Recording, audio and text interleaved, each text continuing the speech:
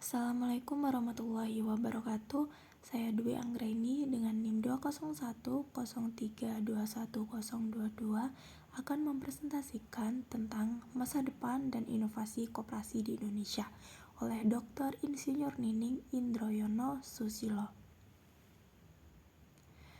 Berikutnya, pokok pembahasan dalam presentasi ini ada 4. Yang pertama yaitu keberadaan koperasi di Indonesia, lalu perkembangan koperasi di Indonesia, berikutnya analisa koperasi di Indonesia, dan yang terakhir adalah problem bisnis di Indonesia. Koperasi di Indonesia. Koperasi di Indonesia terbilang cukup banyak. Namun, juga banyak koperasi yang sudah tidak aktif lagi. Tercatat pada tahun 2012 ada sekitar 53.000 koperasi di Indonesia dan jumlahnya terus meningkat pada tahun 2014. Kemudian pada tahun berikutnya yaitu 2015, Kementerian Koperasi sudah mulai memberlakukan kebijakan bahwasanya setiap koperasi harus memiliki ID card atau identitas koperasi. Jadi, jika koperasi tidak memiliki ID card tersebut, maka koperasi akan ditutup.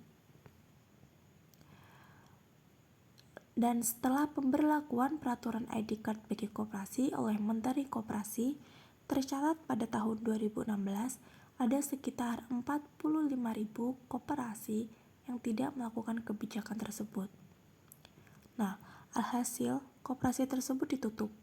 Kemudian jumlah koperasi yang ditutup terus meningkat sampai 2016. Lalu analisis koperasi secara ekonomi.